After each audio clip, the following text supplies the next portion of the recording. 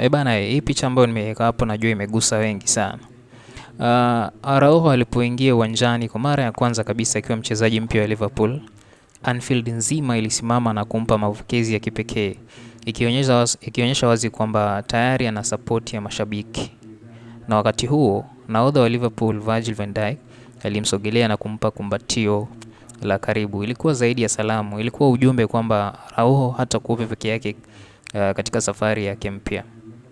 Mchezaji huo wa Uruguay amepitia kipindi kigumu sana zaidi katika maisha yake ya soka, lakini sasa amepewa nafasi kuanza upya akiwa chini ya ulinzi wa sapoti ya taasisi kubwa kama Liverpool. Kumbatio la Van Dijk linasema kila kitu.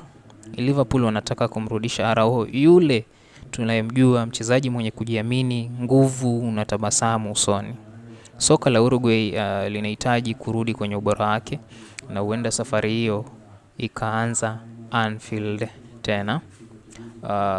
Ninachotaka tu kusema ni Araujo, you will never walk alone.